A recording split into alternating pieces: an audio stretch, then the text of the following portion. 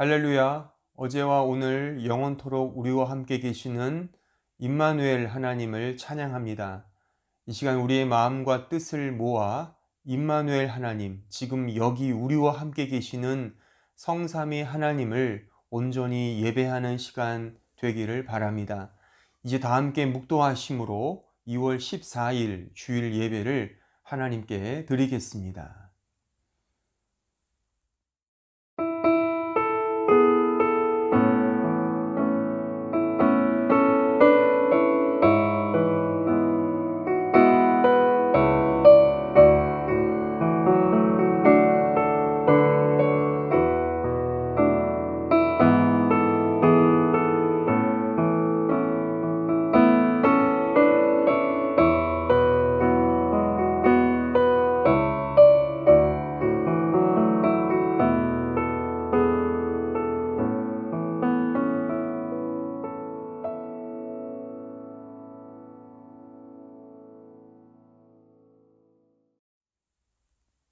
하나님은 영이시니 예배하는 자가 신령과 진리로 예배할지니라.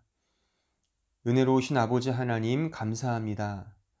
유한한 저희들, 심지어 죄인인 저희들이 무한하신 하나님을 안다는 것은 불가능합니다. 그러나 하나님께서 은혜로 당신을 우리에게 계시하시며 알리셔서 은혜로 이렇게 예배의 자리로 불러주시니 진심으로 감사합니다. 이 시간 오직 하나님만을 기억하며 믿음으로 나아가는 시간 되게 하여 주옵소서. 우리의 모든 것들, 우리 자신을 근거하는 자기 사랑과 자기 의를 내려놓고 오직 예수 그리스도의 의와 그 믿음만을 바라보며 이 예배로 나아가는 시간으로 인도하여 주옵소서. 예수님의 이름으로 기도하옵나이다. 아멘.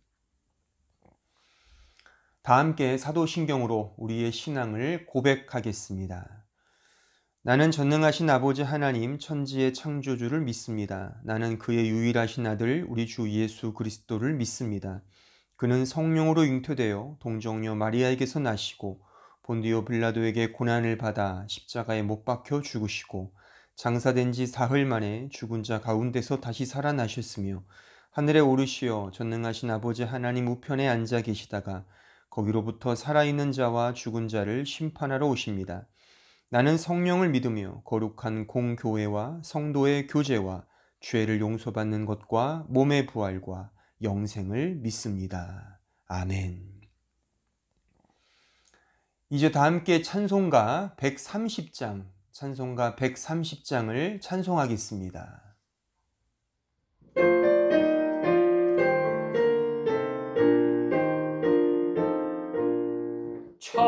찬란한 주의 영광은 영원히 빛날 광채요. 참 빛을 비춘 예수는 생명의 빛이 되신다. 올바른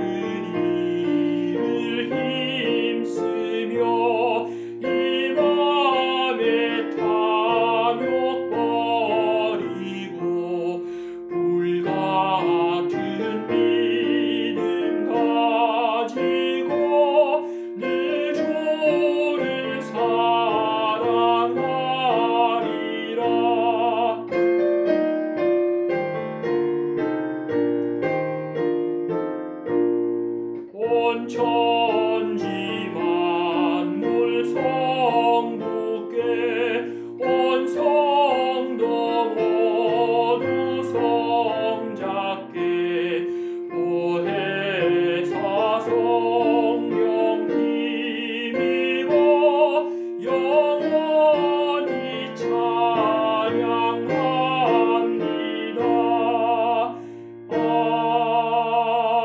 아멘.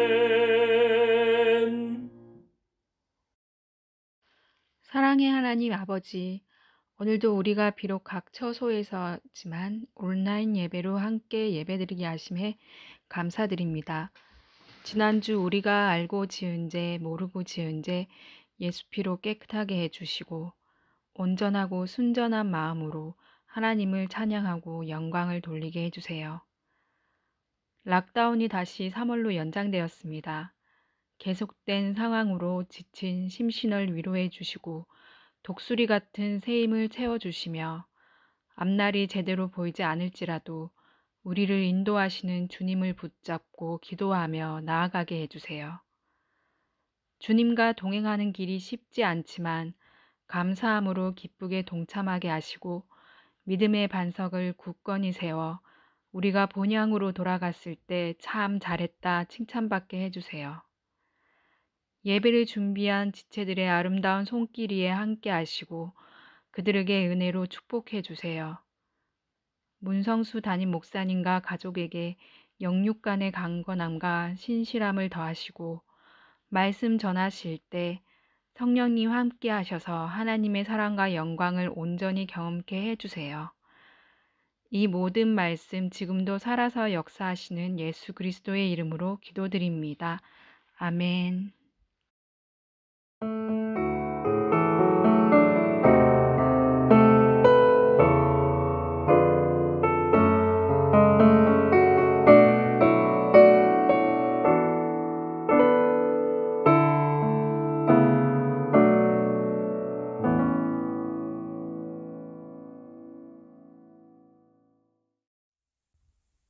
이제 다 함께 준비하신 헌금을 하나님께 드리겠습니다.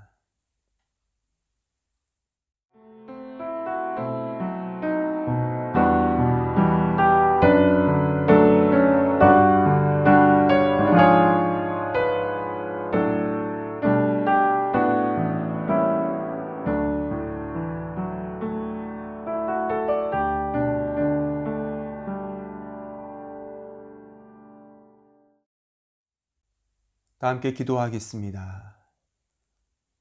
은혜로우신 주님 감사합니다. 이 시간 우리의 마음을 이 헌금에 담아 드립니다. 이 헌금을 받아 주시옵소서. 주님은 우리의 모든 것 되시며 우리의 전부가 되십니다. 이 고백이 무색해지지 않도록 날마다의 삶 속에서 우리 자신을 드리며 온전히 하나님께 나아가는 주의 백성들 되게 하여 주시옵소서. 날마다의 삶 속에서 먼저 그의 나라와 그의 의를 구하는 믿음의 종들 되게 하시며 우리의 쓸 것을 채워주시는 하나님을 믿음으로 바라보며 이 세상 것이 아닌 하늘의 것을 소망하며 구하는 주의 백성들 되게 하여 주시옵소서. 우리의 환경과 처지와 여건을 아시는 주님, 우리의 기도를 들으시며 가장 선한 길로 인도하여 주옵소서. 합력하여 선을 이룬다 말씀하신 주님, 우리의 필요한 것들 주님 아시오니 하나님께서 가장 합당한 길로 인도하시되 그 하나님의 뜻에 순종할 수 있는 믿음을 저희들에게 허락하여 주시옵소서. 이 헌금이 쓰여질 때에 오직 하나님의 복음만이 온전히 선포될 수 있도록 이 헌금이 잘 사용될 수 있도록 인도하여 주옵소서. 예수님의 이름으로 기도하옵나이다. 아멘. 오늘 우리에게 주시는 하나님의 말씀을 봉독하겠습니다. 로마서 3장 23절로 24절입니다. 제가 말씀을 봉독하겠습니다. 모든 사람이 죄를 범하였음에 하나님의 영광에 이르지 못하더니 그리스도 예수 안에 있는 속량으로 말미암아 하나님의 은혜로 값없이 의롭다 하심을 얻은 자 되었느니라. 아멘.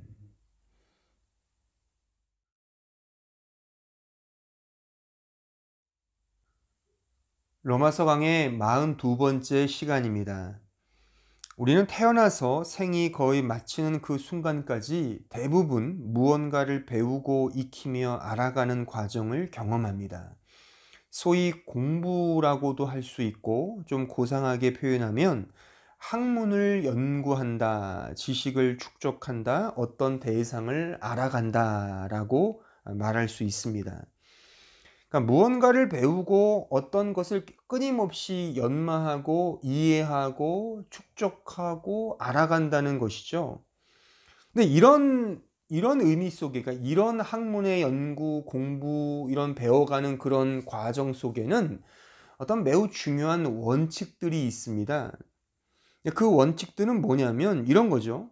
무엇보다 보편적으로 포착될 수 있는 대상이어야 우리가 그 대상을 배우고 또한 공부할 수 있다라는 것이죠. 그리고 보편적으로 납득되어야 한다는 것입니다. 그렇죠?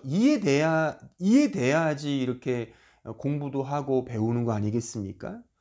또한 보편 타당한 규범을 가지고 있어야 됩니다. 그러니까 그런 모든 배움과 그런 연마와 연구를 통해 어떤 규결되는 것이 어떤 규범, 이러이러한 삶으로, 아주 건전한 삶으로 이어질 때 그것을 말하자면 배움, 연구의 원칙이라고 말하는 것이죠.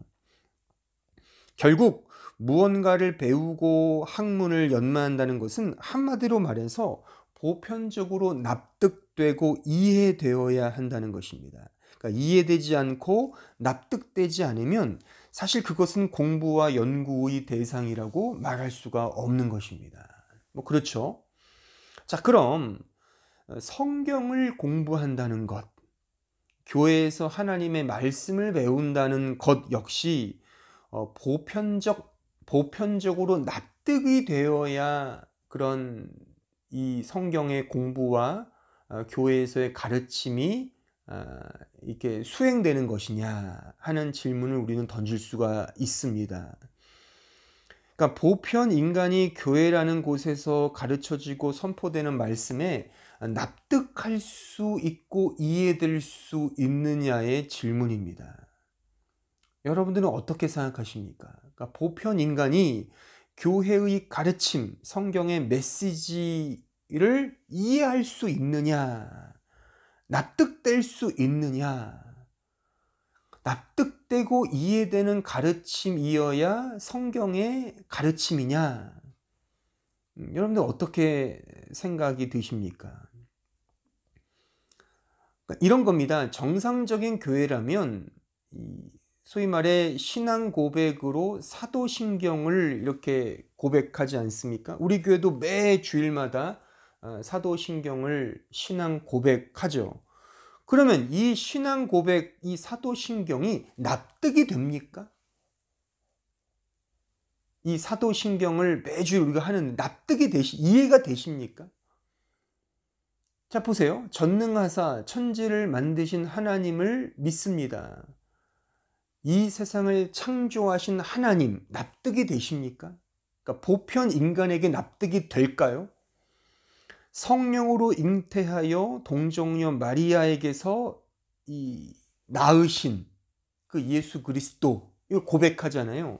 이게 보편 타당한 팩트입니까? 사실입니까? 대부분의 보편 인간이 이것은 정말 보편 타당한 진리야 라고 할 만한 그런 내용이냐는 그런 질문입니다. 물론 근자의 그 학문의 방법론에 있어서 보편 타당한 대상만이 학문의 대상은 아니다라고 그렇게 주장되기도 합니다. 하지만 솔직히 이것은 개념일 뿐이고요. 대부분의 실제적인 학문의 방법은 근대 철학의 아버지라고 불리는 데카르트의 원칙에 따라서 학문을 펴니다. 즉 합리적 사고를 위한 보편 타당한 사실, 이 근거 위에서 학문과 배움과 이런 공부가 이렇게 올려져 있는 것이죠. 그런 원칙 하에 사실 학문이 전개되는 것입니다. 그런데 이런 경향, 즉 데카르트의 이런 합리적 보편 타당성이 사실 이 현대 교회에 많이 전수되어 들어왔습니다.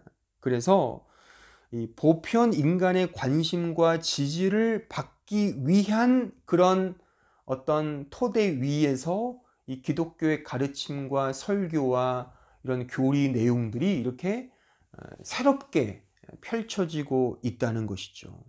그러니까 우리가 인정하든 인정하지 않든 이것이 우리가 속해 있는 이 현대 교회의 솔직한 상황입니다. 그러니까 예수님은 하나님의 독생자이시며 제2위격이신 하나님이시다. 그는 인간이면서 하나님이신 신인 양성의 위격적 연합으로 존재하시는 분이시다. 이런 것에는 관심이 없습니다. 하나님은 성부, 성자, 성령으로 존재하시며 하지만 그 실체는 하나이시며 동일하시며 분할 불가하시다. 이 위대한 삼위일체의 진리, 이 교리, 이것에 대해서는 사실 아무도 관심이 없습니다.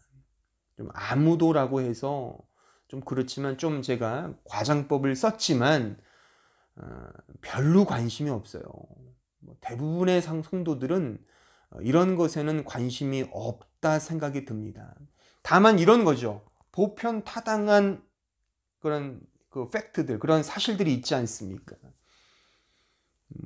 그런 규범들이 있지 않습니까? 뭐 예를 들면 착하고 예의 바르고 이 세상에서 정말 선한 영향력을 끼치는 그런 빛이 되고 소금이 되는 그런 사람이 되는 것, 이런 것은 사실 기독교인이든 비기독교인이든 상관없이 다 보편 타당한 진리들입니다. 사실들이죠. 그러니까 이런 것들로 현대 교회가 점점 가고 있다는 그런 씁쓸한 지적인 것입니다. 그래서 이 보편 인간들이 원하는 이런 진리에 맞춰서 이제 교회가 여기에 맞춰서 가르치고 설교하고 그런 식으로 성경 공부와 나눔을 한다는 것입니다. 그러니까 보편 타당한, 이해 가능한, 납득할 수 있는 그런 사실만 우리 모두가 좋아하니까 그렇게 간다는 겁니다. 이쯤에 그래서 우리는 11세기에 활동하던 캔터베리의 주교인 안셀무스의 가르침에 귀를 기울여야 한다고 봅니다. 그 안셀무스가 주장한 명제 가운데 매우 유명한 명제가 있죠. 그게 뭐냐면 이런 거죠. 크레도 우트 인텔리감. 뜻이 이렇습니다. I believe in order to understand. 그러니까 믿기 위해 이해하는 것이 아니라 이해하기 위해 먼저 믿는다 이겁니다. 이해하기 위해 먼저 믿는다. 크레도 우트 인텔리감. 그러니까 다시 말하면 납득되어야 믿는 것이 아니라 믿어야 납득이 된다는 겁니다. 믿어야 납득이 된다. 그러므로 교회에서의 가르침은 무엇보다 우선 믿음이 있어야 합니다. 믿음이 없이 성경과 그 가르침, 교회에서의 교리 등은 사실 아무런 의미가 없습니다. 그러니까 믿음으로 말씀을 인식하는 것입니다. 그러니까 믿음이 없이는 죽었다 깨나도 하나님의 진리를 이해할 수 없습니다. 다시 한번 잘 생각해 보십시오. 오병이어의 기적, 떡 5개와 물고기 2마리로 5,000명을 먹이고 12바구니가 남았다. 이 기적 같은 이야기가 믿음 없이 이해가 됩니까? 믿음 없이 보면 이것만큼 완전 구라가 없죠. 더 큰 거짓이 있죠. 예수님의 부활. 이 예수님의 부활이 보편 타당한 사실로 여겨지십니까? 사실 그래서 현대 신학자들은 예수님의 부활을 믿지 않습니다. 그러니까 믿음이 없으니까 그걸 인정하지 않죠. 그럼 어떻게 그 말씀을 이해하냐면 예수를 열렬히 따라다녔던 그 제자 중에 예수의 시신을 훔쳤다는 겁니다.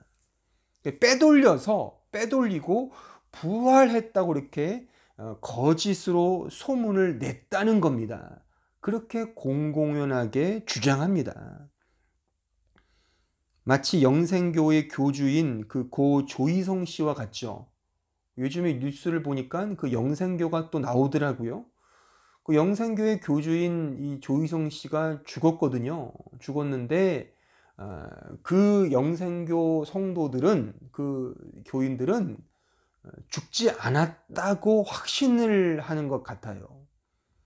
마치 그런 거라는 겁니다. 그러니까 예수는 죽었다는 거예요. 어떻게 부활이 있느냐는 겁니다. 왜요?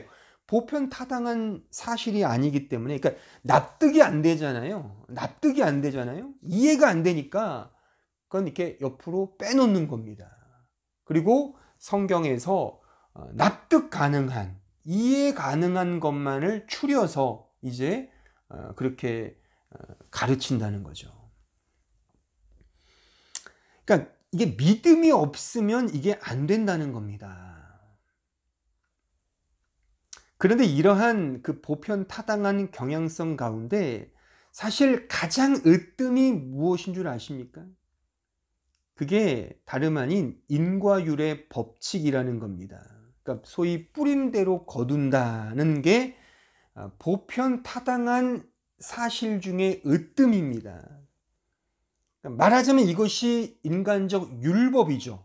율법. 그러니까 뿌린 대로 거둔다. 그러니까 내가 율법을 지키면 복을 받고 의롭게 된다는, 이것을 인간 중심적으로 이해하고 그렇게 사고하고 그렇게 행동한다는 것이죠. 그렇게 되면 보편 인간이 다 납득이 되지 않습니까? 그렇죠? 그러니까 이렇게 하면 이렇게 된다. 이게 사실 기독교를 그렇게 보면 기독교나 뭐 다른 종교나 다를 바가 없잖아요. 왜요? 모든 종교와 모든 철학은, 모든 인문학의 그 기초에는 다 이런 인과율의 법칙이라는 것이 다 도도히 흐르고 있지 않습니까? 뿌린 대로 거둔다는 이 사상이 말이죠. 이것만큼 보편 타당한 정서, 우리의 보편 타당한 정서를 반영해 주는 그런 원칙도 없을 것입니다. 이게 최고의 으뜸이라는 겁니다. 그런데 제가 언젠가 말씀드렸듯이 이런 사고가 바로, 이런 사고를 성경은 죄라 한다 제가 말씀을 드렸죠. 하마르티아, 하타, 이게 죄라 말입니다. 그러니까 하나님의 은혜 없이 인간이 무엇인가를 하려고 하는 그것 자체가 하마르티아다라고 제가 말씀을 드렸습니다. 그러니까 이러한 죄된 본질, 인과율의 법칙을 따라서 사실 성경을 보면 잘 풀려요. 이렇게 쉽게 이해가 됩니다. 하지만 그 순간 그것은 복음이 아닌 겁니다. 인과율의 법칙으로 복음을 보면 너무나 잘 먹혀요. 성도들 또는 심지어 예수를 믿지 않는 사람들에게도 그런 식의 인과율의 법칙에 따라 복음을 전하면 너무나 잘 전도됩니다. 너 열심히 해봐. 그럼 너 복 받을 수 있다니까. 기도해봐. 빌어봐. 그럼 하나님이 주신다니까.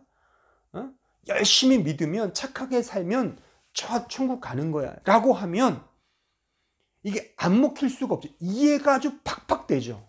너무 잘 되죠.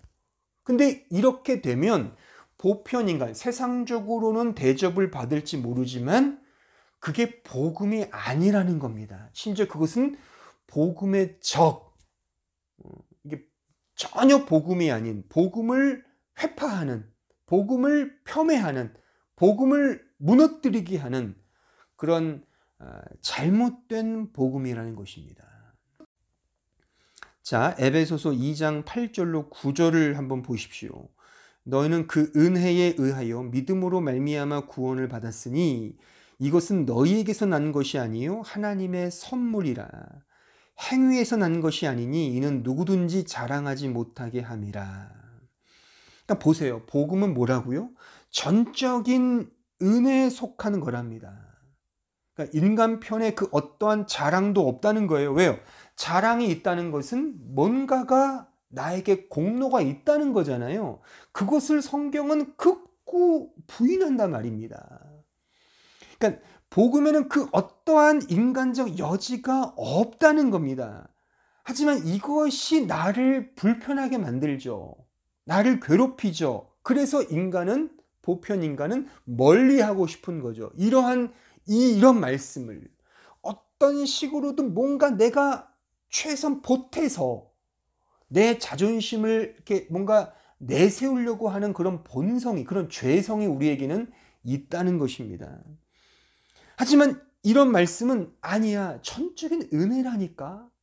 이렇게 되면 나의 자존심이 구겨지고 내 존재의 밑바닥이 이렇게 드러나지 않습니까? 그것을 인간은 너무나도 혐오한다는 것입니다. 그러니 인간의 이런 죄된 본성이 너무나도 교묘하게 이런 인과율의 법칙, 보편타당한 율법의 인간적 율법을 복음과 교묘히 이렇게 접해서 그것을 복음인 양 전하고 그렇게 가르침을 받고 있다는 것입니다. 자, 갈라디아서 3장 1절로 3절을 보십시오. 어리석도다 갈라디아 사람들아, 예수 그리스도께서 십자가에 못 박히신 것이 너희 눈앞에 밝히 보이거늘 누가 너희를 꾀더냐. 내가 너희에게서 다만 이것을 알려 하노니 너희가 성령을 받은 것이 율법의 행위로냐 혹은 듣고 믿음으로냐. 너희가 이같이 어리석으냐. 성령으로 시작하였다가 이제는 육체로 마치겠느냐. 보십시오. 이게 우리의 문제라는 겁니다. 그러니까 믿음으로 시작했다 하지만 결국 율법의 행위, 인간적 율법의 행위로 이렇게 마치고 있다는 겁니다. 그러니까 성령으로 시작했다가 푸뉴마, 성령으로 시작했다가 육체, 사륵스, 육신이죠. 육신의 정욕, 죄의 정욕이지 않습니까? 그러니까 내가 뭔가 하려고 하는 그 죄의 본질로, 그런 사륵스로 가버린다는 것입니다. 그러니까 복음은 하나님의 관점으로 이해를 해야 합니다. 즉 믿음의 법칙으로 이해를 해야 합니다. 그것이 아니라 이렇게 보편 타당한 법칙, 인과율의 법칙으로 이해하면 그것은 하나님의 복음이 아니라 인간의 복음, 종교가 된단 말입니다.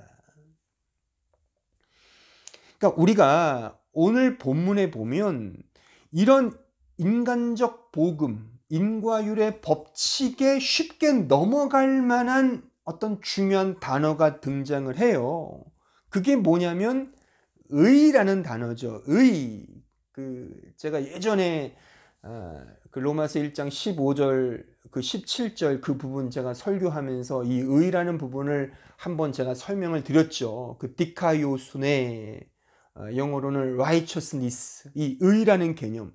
근데 이 의라는 개념도요, 우리는 이 성경이 말하는 이런 맥락에서 이해하지 않고 자꾸만 인간적 측면에서 이해하려고 하는 그런 습관들이 우리에게 있다는 것입니다.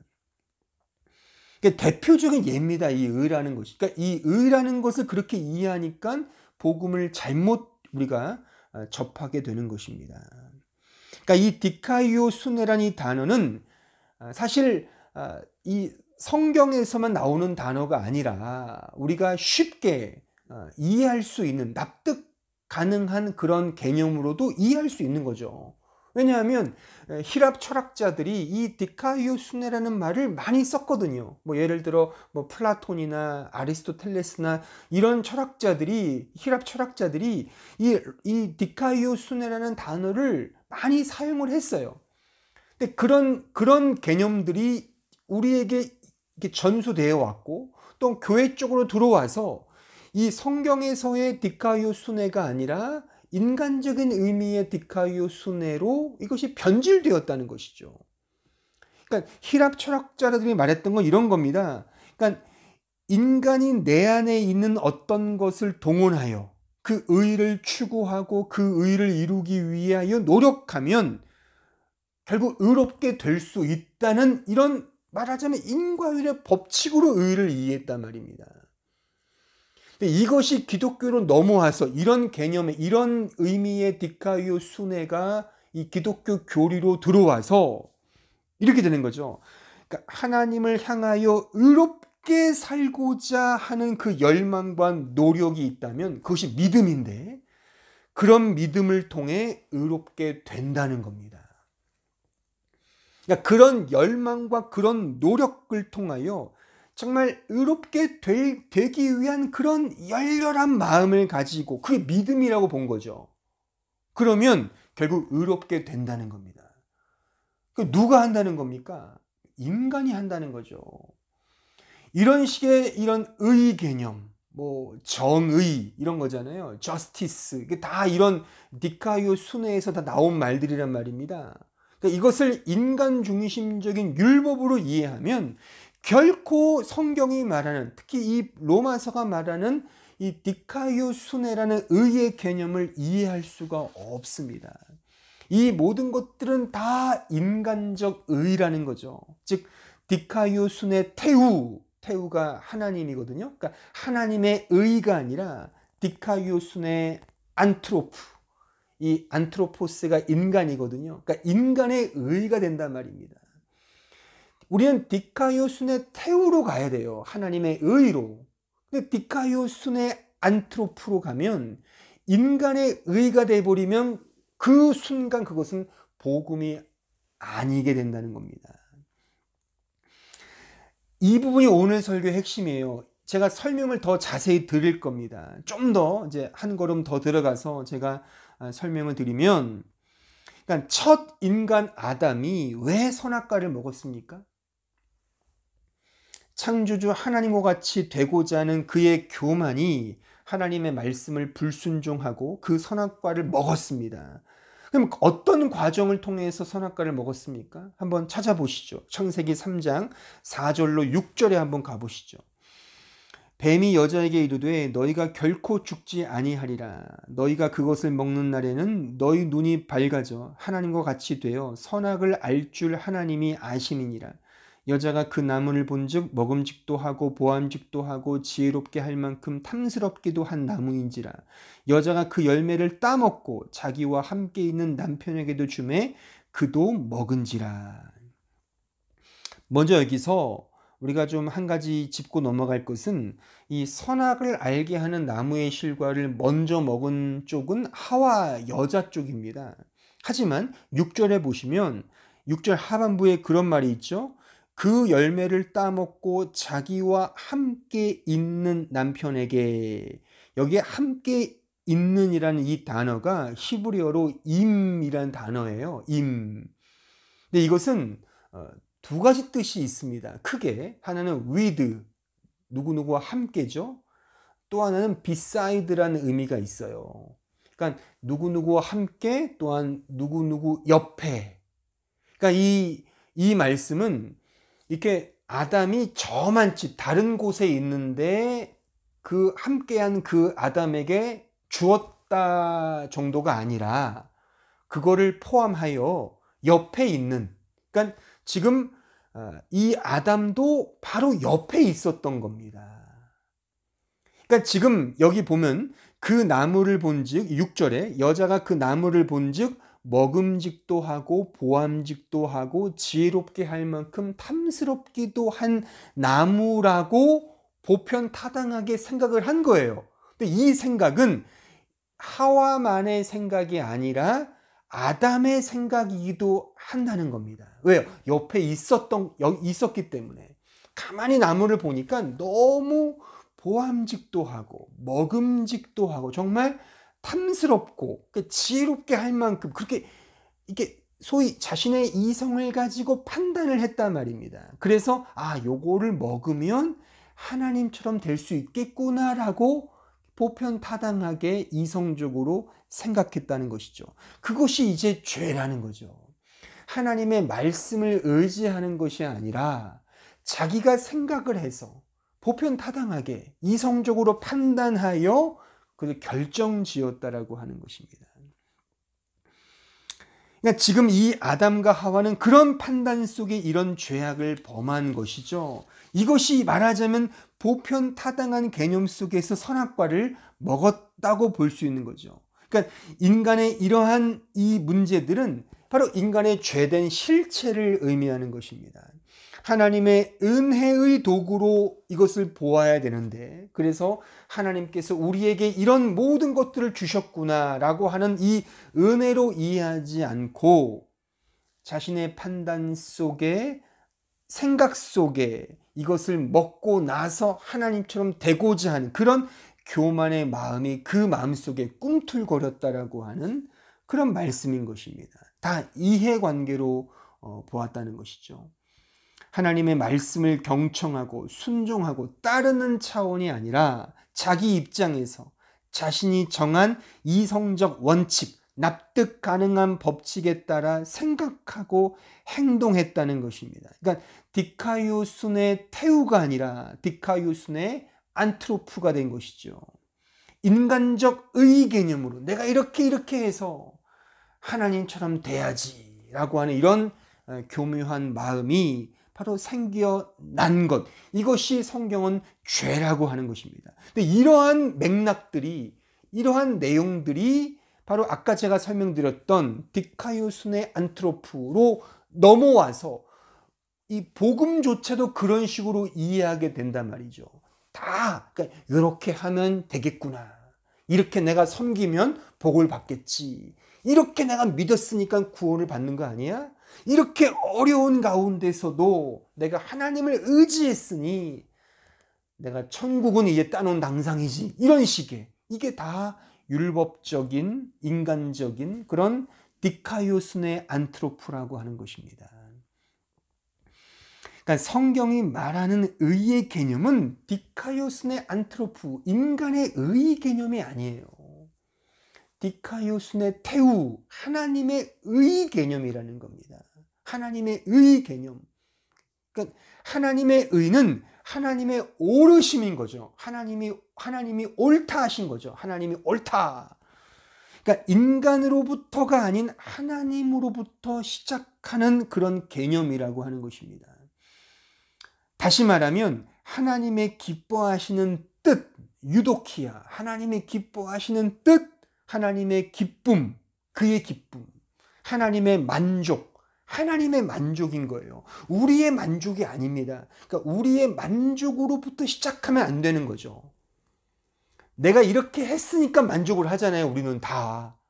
오늘 내가 해야 될 할당량을 했어 라고 우리는 그렇게 어떤 일을 하고 나서 만족감과 어떤 포만감을 느끼잖아요. 거기서부터 시작하는 게 복음이 아니라 말입니다. 이 디카이오순에는 하나님의 만족, 하나님의 기쁨, 그의 기뻐하시는 뜻, 유도키야, 그의 뜻으로부터 시작한단 말입니다. 하나님의 옳다 하시는 거기서부터 시작한다는 것입니다. 그런데 하나님의 이 옳다 하시는 이 의의 개념이 어떻게 복음이 되는 이유가 무엇이냐? 이것은 보세요. 하나님의 옳으심이, 하나님의 옳다 하심이, 즉 우리를 향한 옳다 하심이기 때문에 그것이 우리에게 복음이라고 하는 것입니다. 그럼 하나님의 의로우심이 우리의 의로우심으로 하나님께서 그렇게 선언하신다는 측면이, 그것이 우리에게는 유앙겔리온, 복음이라고 하는 것입니다. 하나님의 기뻐하시는 뜻이 우리를 향하여 기뻐하신다 라고 하는 의미로 바뀌기 때문에 그것이 복음이라고 하는 것입니다. 하나님께서 우리를 만족하신다는 거죠. 우리를. 그러니까 하나님은 스스로가 만족하시는 분이에요. 근데 그 대상이 이제 우리라고 하는 거죠. 하나님이 우리를 만족하신다는 겁니다. 우리를 통해서 기뻐하신다는 겁니다. 우리에게 옳다라고 그렇게 선언하신다는 겁니다. 그런데 보세요. 우리는 그렇게 할 만한 자격도, 위치도, 그러한 구속도 없습니다. 의인은 없나니 하나도 없다. 선한 자는 없나니 하나도 없다. 이것이 우리의 이 현 실존 아닙니까? 그런데 하나님이 우리를 보시면서 아니야, 오라라고 그렇게 말씀하신다는 겁니다. 아니, 난 너를 만족해 라고 그렇게 선언하신다는 겁니다. 이것이 디카이오순의 테우라고 하는 겁니다. 하나님의 의. 인간에게는 전혀 없는데, 그럴 만한 어떤 구속도 없는데 그냥 하나님께서, 하나님 편에서 아니야, 의로와라고, 옳다라고 그렇게 선언하시는 것, 우리에게는 전혀 없는데 그럼에도 불구하고 우리를 향하여 하나님께서 옳다라고 하시는 그것, 의롭다 여기신다, 내가 너를 의롭게 여긴다라는 그 하나님의 선언, 이것이 디카이오순의 태오라고 하는 것입니다. 자, 그렇다면 하나님께서 우리를 그렇게 의롭다 하시는 그 근거와 그 방식은 무엇이냐? 이 근거와 방식을 알면 이제 의롭다 여기신다는 그 칭의의 교리, 그 하나님께서 우리를 의롭다 하시는 그 의미를 보다 더 분명하게 우리가 이해할 수 있을 것입니다. 하나님께서 죄인인 우리를 의롭다 하시는 그 근거는요, 그 이유는 우리에게 없습니다. 우리에게 없어요. 그러니까 의롭다 여겨주시는 그 대상에게는 정작 의의가 없어요. 근데 어떤 근거를 가지고 의롭다고 인정해 주셔야 되잖아요. 그 근거가 뭐냐? 그 이유가 뭐냐? 그것이 바로 예수 그리스도의 구속에 있단 말입니다. 예수 그리스도에게 있다는 겁니다. 자, 오늘 본문 로마서 3장 23절로 24절을 한번 읽어보겠습니다. 모든 사람이 죄를 범하였음에 하나님의 영광에 이르지 못하더니 그리스도 예수 안에 있는 속량으로 말미암아 하나님의 은혜로 값없이 의롭다 하심을 얻은 자 되었느니라. 예수 안에 있는 속량으로 말미암아, 보십시오. 근거가 무엇이냐? 바로 예수 그리스도의 구속, 그 속량, 그 십자가의 은혜로 말미암아 그것을 근거하여 죄인인 우리를 의롭다고 인정해 주셨다는 그런 말씀인 것입니다. 우리가 의롭게 될 만한 어떤 일을 해서가 아니라 율법을 지켜서 하나님이 의롭다고 인정해 주시는 어떤 기준이 율법이잖아요. 그 율법을 이룰 때 의롭게 되는 것이 하나님께서 세우신 법칙이거든요. 그러니까 우리가 그 율법을 막 지켜서 의롭게 되는 것이 아니라 우리는 지킬 수도 없죠. 할 수도 없죠. 오히려 죄만 짓잖아요. 그런 우리를 위해서 예수께서 그의 속량으로 말미암아, 그러니까 그가 친히 율법을 지키심으로 말미암아 그것을 근거하여 우리를 의롭게 삼아 주셨다는 그런 말씀인 것입니다. 그렇다면 왜 하나님은 독생자 예수를 이런 구속의 제물로, 이게 죽음이거든요. 구속의 죽음이에요. 왜 죽음으로 내어주셨는가? 그리고 예수 그리스도는 왜 자신의 영광을 버리고 육신으로 이 세상에 오사 그 십자가의 고난, 그 십자가의 죽음을 당하셨는가? 기꺼이 그 죽음에 자신을 내어드리셨는가? 죽을 수 없는 신이 인간의 육체를 입고 그 신의 죽음으로 자신을 드린 그 신의 죽음을 감당한 이유는 무엇인가? 왜 하나님께서 그렇게 하시어 우리를 의롭다 여기셨는가? 그 이유는 무엇인가? 그러니까 이 부분이 매우 중요합니다. 그러니까 우리는 이렇게 오해를 해요. 우리를 의롭게 만드시어 이제 우리를 통해 어떤 큰 일을 도모하시기 위하여 하나님께서 우리를 의롭다고 인정해 주신 것이다.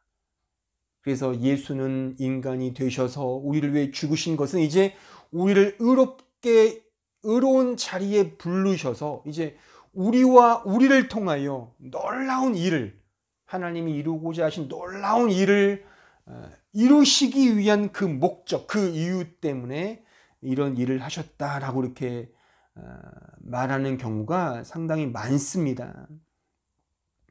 약간의 경중은 좀 다르지만 이런 거잖아요. 이제 구원받았으니 주를 위해 열심히 살자. 이게 틀린 건 아닌데 이렇게 하나님의 복음과 이 의롭게 되었다는 이 구원을 받았다는 것을 이해하면 너무나 가난한 이해라는 겁니다. 그런 것이 궁극적인 이유가 아닙니다. 하나님께서 우리를 말하자면 사용하고 써먹기 위해서, 그러니까 당신의 그런 이유를 위해서 우리를 당신 백성을 삼으신 겁니까? 당신 부하를 만들기 위해서 우리를 그렇게 부르신 거냐는 겁니다. 그런 게 아니잖아요. 그게 궁극적인 이유가 아니란 말입니다. 그러니까 왜 하나님께서 이렇게 하시어 이런 자신의 신적 죽음, 이런 희생을 치르면서까지 우리를 의롭게 하신 그 이유는 무엇이냐? 그 유일한 답이 바로 이 구절에 나타나 있습니다. 요한복음 3장 16절. 하나님이 세상을 이처럼 사랑하사 독생자를 주셨으니 이는 그를 믿는 자마다 멸망하지 않고 영생을 얻게 하려 하심이라. 영생을 얻게 하신 것, 의롭다 여기신 이유가 뭐라고요? 우리를 사랑하사. 바로 하나님의 사랑입니다. 예수 그리스도의 우리를 향한 사랑이 답인 것입니다. 요한일서 4장 10절을 보십시오. 사랑은 여기 있으니 우리가 하나님을 사랑한 것이 아니요 하나님이 우리를 사랑하사 우리 죄를 속하기 위하여 화목 제물로 그 아들을 보내셨습니다. 이 구속의 이유, 의롭다 여기신 그 궁극적인 동인, 그 이유는 다름 아닌 하나님의 사랑인 것입니다. 다른 것은 다 나중 문제이며 정답이 아닙니다. 하나님의 사랑이 우리를 이렇게 만드시기 위하여 하나님은 독생자 아들을 보내셨고 그 아들 예수 그리스도는 기꺼이 신의 죽음을 맞이하신 것입니다. 이 의롭다 하심의 근거는 바로 이겁니다. 이유는 바로 이것입니다. 이거 외에는 없다는 것입니다. 이 하나님의 사랑, 이것이 유일한 동인이며 이것을 통하여 이것을 이루시기 위하여 하나님께서 친히 이 일을 이루신 것입니다. 우리에게는 없어요. 우리에게는 근거가 없습니다. 오직 예수 그리스도의 구속의 근거, 우리를 사랑하시는 그 이유, 그것을 통하여 우리를 의롭다 인정해 주신 것입니다. 그렇다면 의롭다 하시는 그 방식은 무엇입니까? 방식.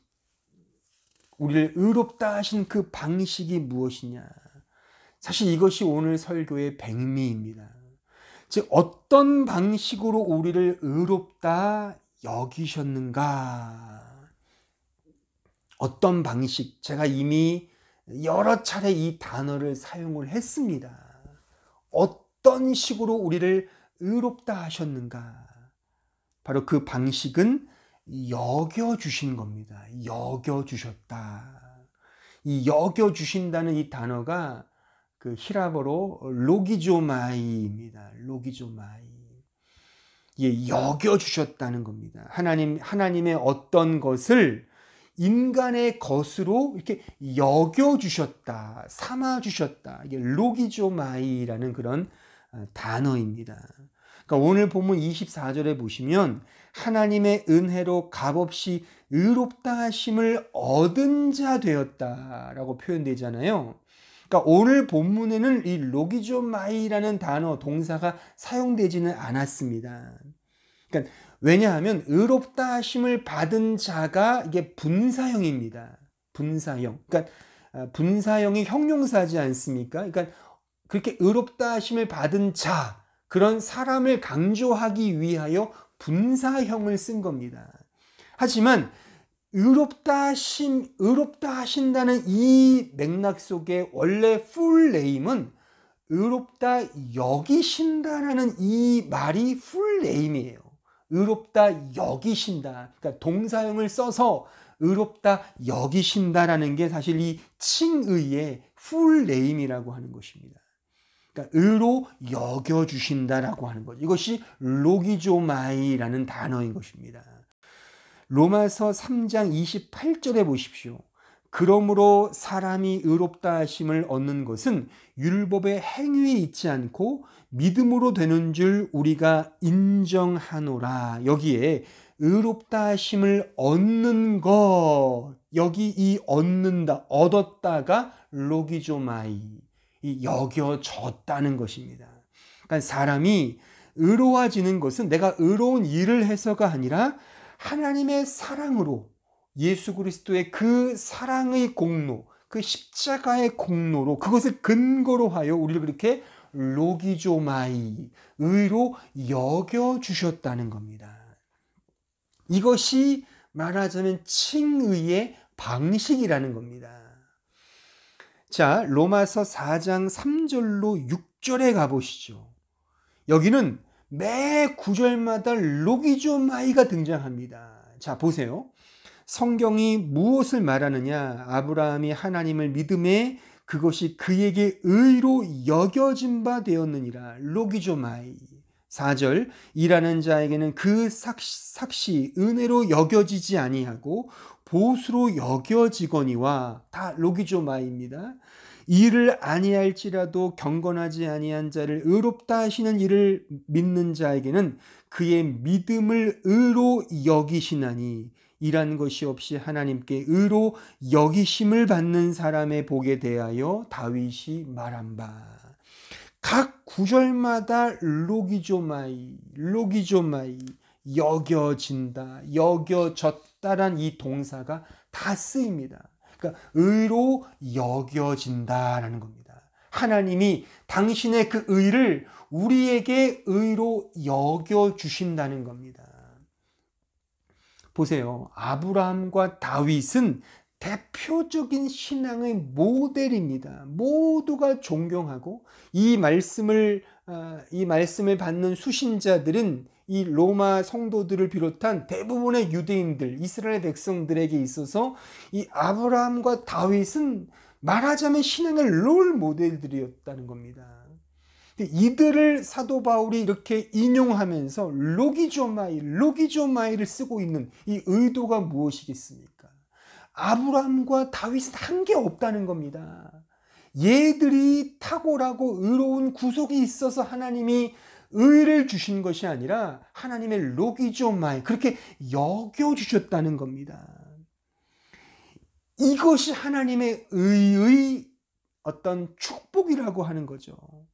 그렇게 여겨주시는 하나님의 은혜가 있다는 것입니다. 그래서 이 여겨주심, 이 로기조마이가 매우 중요한, 이 칭의 교리에 있어서는 매우 중요합니다. 이 로기조마이. 그러니까 이 로기조마이라는 이 부분을 좀 더 제가 자세히 설명을 드리면 두 가지로 좀 더 제가 설명을 드릴 수 있을 것 같아요. 즉, 이 여겨주신다, 이 로기조마이란 이 말은 법정적 선언의 의미가 담겨져 있습니다. 그런 의미가 내포되어 있습니다. 이런 거죠. 판사가 어떤 피고인의 죄에 대하여 이렇게 무죄를 선고하지 않습니까? 그죠? 그러면 보세요. 아무리 그 사람이 이 죄가 없는 사람이라도 법정에서 이 사람을 유죄하면 이 사람은 죄인이 되는 겁니다. 그렇죠? 아무리 정말 극악무도한 죄인이라도 법정에서 이 사람은 무죄라고 선언하면 이 사람은 그 즉시 풀려나는 겁니다. 죄인이 아닌 겁니다. 이게 바로 로기조마이라는 단어에 담겨져 있는 중요한 뜻인 거예요. 그러니까 하나님은 그렇게 여겨주셨다는 겁니다. 두 번째, 이 로기조마이라는 이 여겨주심에는 신학적으로 전가의 어떤 의미가 내포되어 있습니다. 전가, 임푸타치오, 그러니까 임퓨테이션이죠. 전가, 이렇게 쉽게 전달된다라는 그런 의미예요. 전가. 그러니까 칭의 교리에 있어서 이 로기조마이는 전가의 의미인 거예요. 전가. 그러니까 하나님의 의, 그 디카이오스네 테우, 그 하나님의 의, 그리스도의 의가 죄인인 우리에게 전가된 겁니다. 그리고 우리의 죄는 그리스도에게로 전가된 거죠. 공식적으로 언제 전가되었다고 말하냐면 예수께서 요단강에서 세례 요한을 통하여 세례를 받을 때 이제 이 모든 인간의 죄가 예수께로 전가되었다고 그렇게 보는 거죠.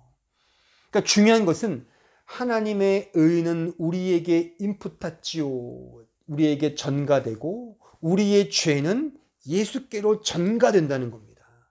그러니까 이 의미가 바로 로기조마이라는 거예요. 이 전가의 진리를 보여준다. 자, 로마서 8장 3절로 4절을 보십시오.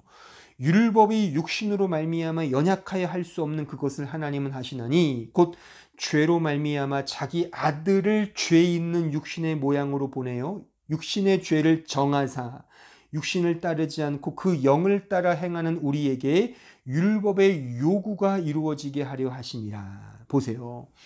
그러니까 예수님은 죄인이 아니잖아요. 하지만 죄인이 되었다는 겁니다. 물론 죄 없는 죄인이죠. 좀 말이 좀 그렇지만 죄 없는 죄인. 그러니까 우리의 죄를 전가받으신 겁니다. 또 하나님의 그 의, 그러니까 하나님의 오르심, 그의 기쁘신 뜻, 그의 어떤 의로우심이 우리에게 전가된 거죠. 이것이 로기조마이라고 하는 뜻인 것입니다. 그래서 우리의 모든 율법의 요구가 다 완성된 겁니다. 예수의 구속을 통하여 우리가 해야 될 일을 예수가 십자가를 지심으로 모든 율법을 완성하신 겁니다. 그 완성한 의를 이제 우리에게 전가시켜 주신 거죠. 그래서 로기조마이가 되는 겁니다. 자, 로마서 4장 25절을 보십시오. 예수는 우리가 범죄한 것 때문에 내줌이 되고 또한 우리를 의롭다 하시기 위하여 살아나셨느니라. 그러니까 이 전가의 교리는 우리에게 우리를 향한 하나님의 무한하신 은혜를 보여주는 거죠. 왜 이렇게 로기조마이를 했냐는 겁니다. 이것이 하나님의 사랑과 은혜라고 밖에는 말할 수가 없죠. 그래서 우리는 그 크신 하나님의 사랑과 은혜를 노래하고 찬양하는 겁니다.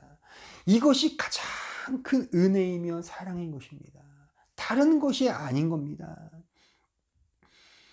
내가 의로워서 의로워진 것이 아니라 그리스도의 구속과 우리를 사랑하시는 그 하나님의 은혜로 그의 모든 의의 공로를 우리에게 전가시켜 주시어서 그렇게 로기조마이 여겨 주셨다는 겁니다. 이것이 값없는 하나님의 은혜인 것입니다. 그러므로 우리의 신앙생활은 날마다 매 순간 이 로기조마이의 은혜를 알고 인정하는 것입니다. 그러니까 믿음으로 이걸 바라보는 거죠.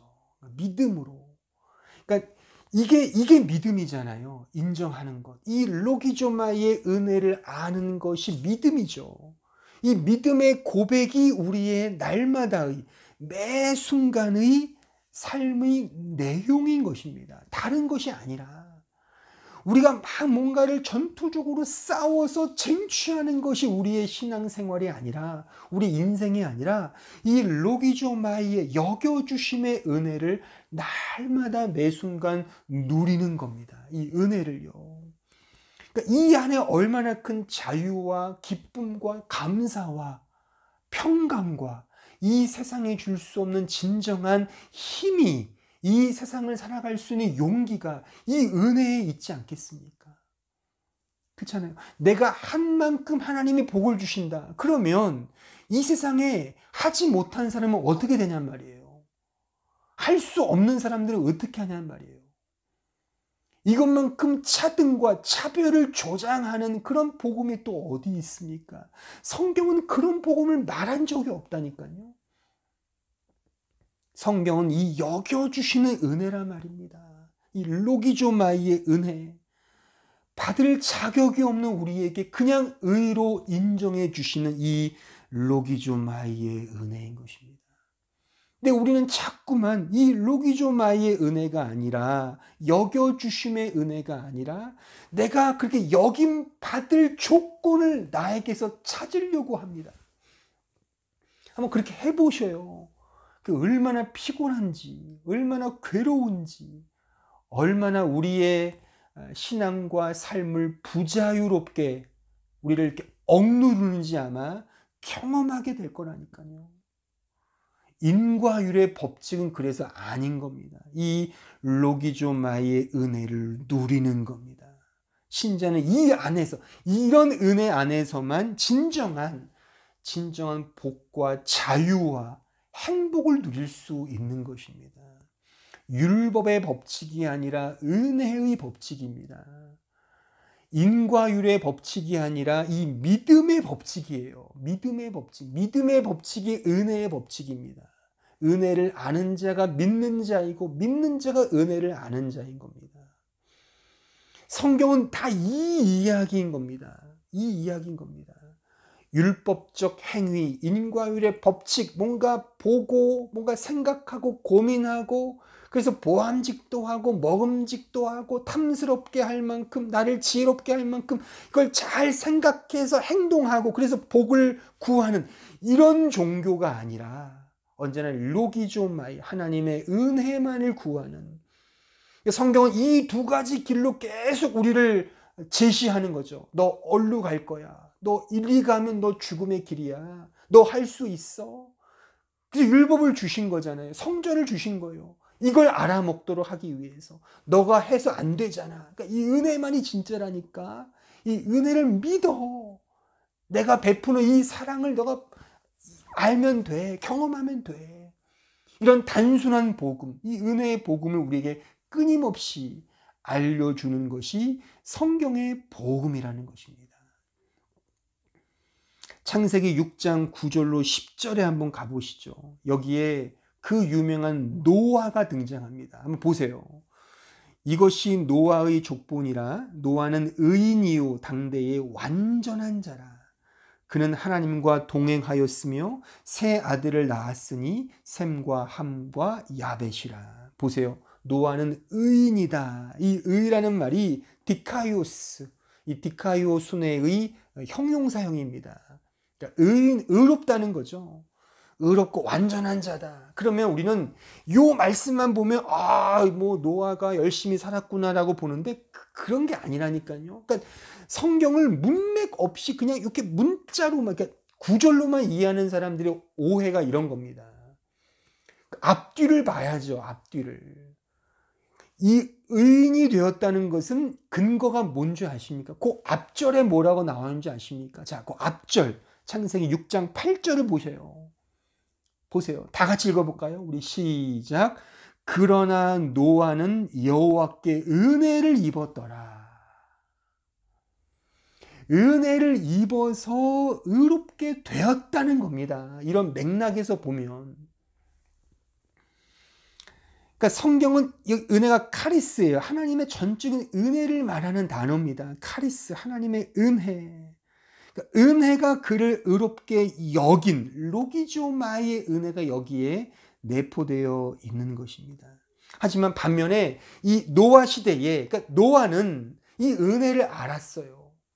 그래서 하나님과 동행하는 그 기쁨을 알았단 말입니다. 그러나 노아 당대의 모든 사람들, 보편 사람들은 이 은혜를 모른 채 다 자기 힘대로 노력해서 무언가를 이루어가는 그런 아담들의 군상이었다는 것입니다. 자, 창세기 6장 5절로 8절, 그 전에 보시면, 자, 한번 보세요. 여호와께서 사람의 죄악이, 여기 사람이 아담이에요. 원래 아담의 뜻이 사람이라고 제가 말씀드렸죠. 아담. 그러니까 이것은 말하자면 이게 아담인데 단수형이거든요. 이게 뭐냐면 이것은 원래 사람들이지만 사람들을 아담이라는 하나의 그 상징으로 표현한 겁니다. 성경의 기자가. 그러니까 아담은 뭐예요? 아담은 선악을 따먹은 선악의 구조로 살아가는 사람이잖아요. 이게 아담인 거예요. 이 인간, 보편 인간이란 말입니다. 그러니까 이런 아담, 사람의 죄악이 세상의 가득함과 그의 마음으로 생각하는 모든 계획이 항상 악할 뿐임을 보시고 그러니까 이 아담이라는 인간, 아담이 선악을 먹어 선악의 구조로 보는 이 모든 것들, 이성적 판단으로 살아간다는 겁니다. 땅 위에 6절 보세요. 땅 위에 사람 지으셨음을 한탄하사 마음에 근심하시고 이르시되 내가 창조한 사람을 내가 지면에서 쓸어버리되 사람으로부터 가축과 기는 것과 공중의 새까지 그리하리니 이는 내가 그것들을 지었음을 한탄함이니라 하시니라. 그러나 노아는 여호와께 은혜를 입었더라. 지금 이 앞서 말했던 이 6절, 5절부터 7절과 8절의 대조를 이루지 않습니까?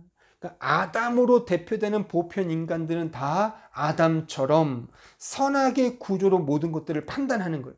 자기가 계획을 세우고 자신의 지혜와 힘으로 이 세상을 경영해 가는 사람들입니다.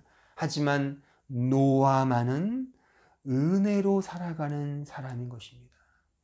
로기조 마이의 은혜를 아는 사람인 겁니다. 이 세상을 보십시오. 세상에 있는 모든 사람들은 다 보편 타당한 사실을 가지고 살아갑니다.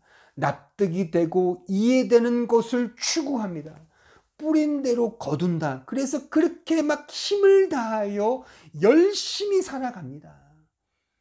오해하지 마십시오. 신자가 열심히 살지 말라는 말이 아니에요. 그게 전부가 아니라는 겁니다. 하지만 보편 인간들은 다 그렇게 살아갑니다. 다 그렇게 살아갑니다.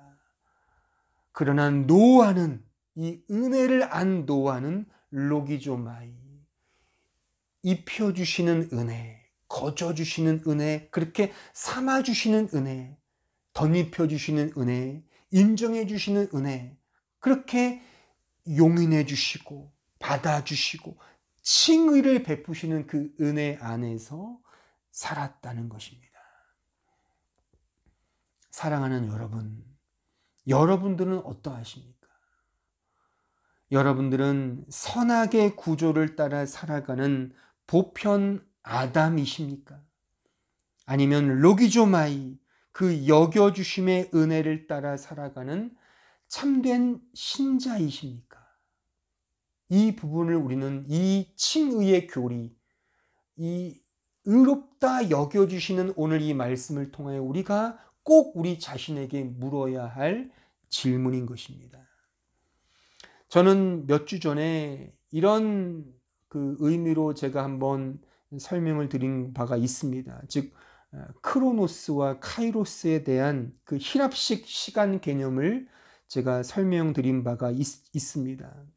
크로노스는 그냥 흘러가는 시간의 개념이라고 제가 말씀을 드렸습니다. 그러니까 수평적 의미죠. 수평적, 그냥 쭉 흘러가는 시간.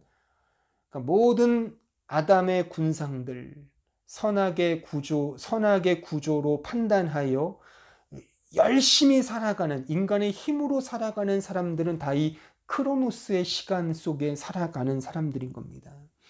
반면에 카이로스는 수직적인 의미가 있습니다. 즉 특별한 시간, 의미 있는 순간을 의미하는 것이죠. 즉 하나님의 간섭하심, 하나님의 은혜를 아는 것, 그 로기조마이의 은혜를 아는 그런 시간, 그 로기조마이의 은혜를 경험하는 그 시간, 그것이 바로 카이로스의 수직적 시간의 의미인 것입니다. 모든 보편 아담들은 크로노스에 따라 자기 힘대로 살아갑니다. 그렇게 해서 자신만이 화려한 아방궁을 쌓고 자신의 명성을 드러내는 것을 인생의 유일한 목적으로 삼습니다.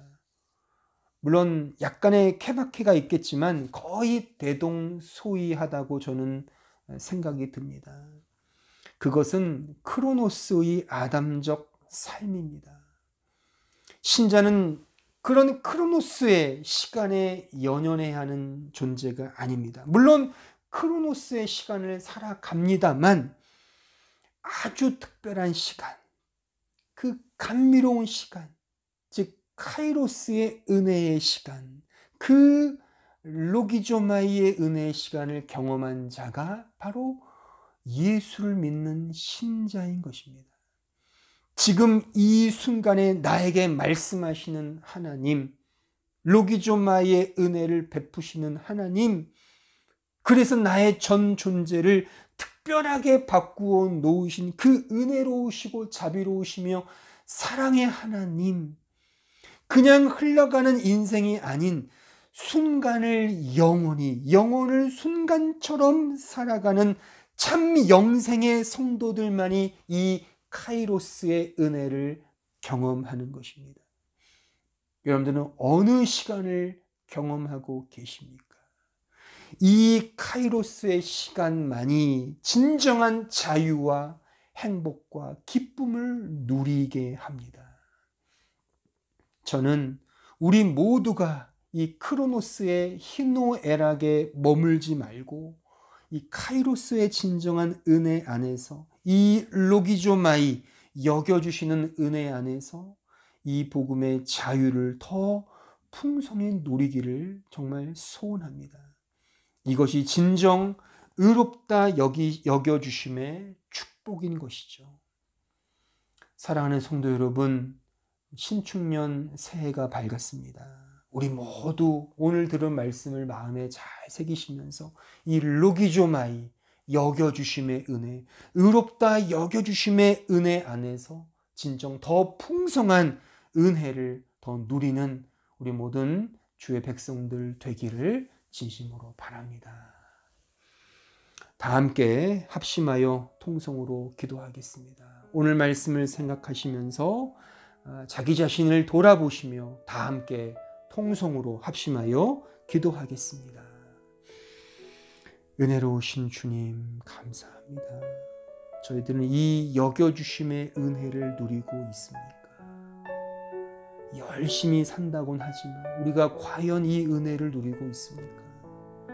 크로노스의 이 시간에 묶여서, 먹고 사는 문제에 묶여서 이 카이로스 속에 역사하시는 그 로기조마의 은혜를 우리는 많이 놓치고 있는 것은 아닌지 주여 불쌍히 여겨주셔서 이 로기조마의 은혜를 더 깊이 누리는 복된 주의 백성들 되게 하여 주시옵소서.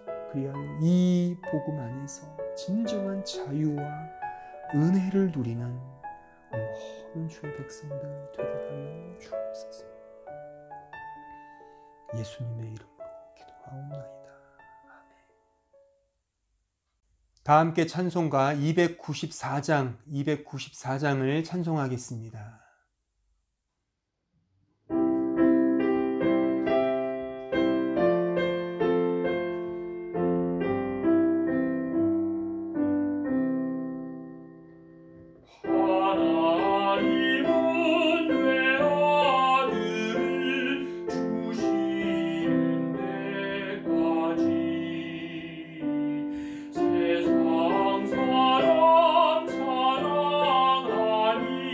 참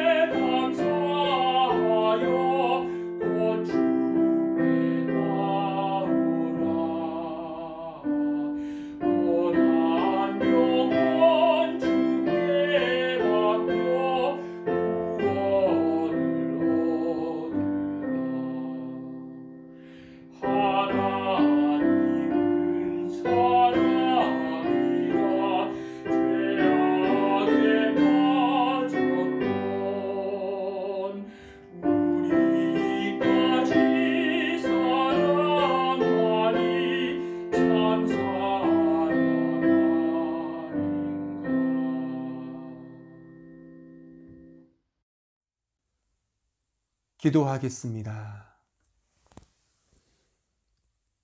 우리 구주 예수 그리스도의 은혜와 아버지 하나님의 그 크신 사랑과 성령 하나님의 교통하심이 여겨주시는 그 칭의의 은혜를 매 순간 소원하는 주의 백성들 머리 위에 이제로부터 영원토록 함께 있을지어다. 아멘.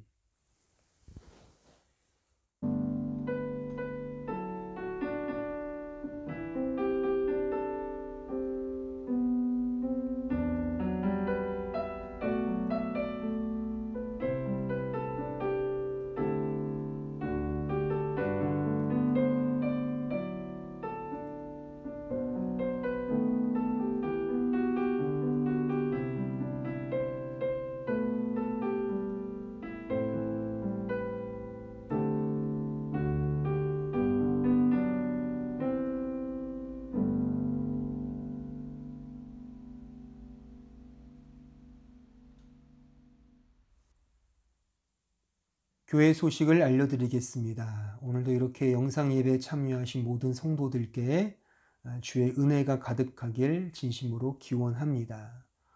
또한 신축년 새해가 밝았습니다. 이제 음력으로도 2021년이 된 것이죠.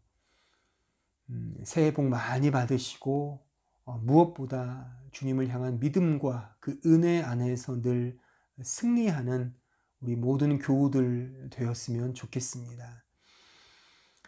주일 예배 광고입니다. 다들 아시는 바와 같이 제한조치 기간이 연장되었습니다. 3월 7일 주일까지 연장되었는데요. 우리 교회도 아쉽지만 3월 7일 주일 예배까지 온라인 비대면 예배로만 예배를 드리게 되었습니다. 주일 오전 11시에 링크되는 이 영상 예배 자료를 가지시고 전심으로 이 예배에 임해 주시기를 당부를 드립니다. 2020년 회계 감사 보고입니다. 지난주에 공동의회를 잘 마쳤고요. 그때 보고되지 못한, 감사되지 못한 감사 보고가 주중에 우리 감사위원이신 신은아 집사님을 통해서 잘 마무리가 되었습니다.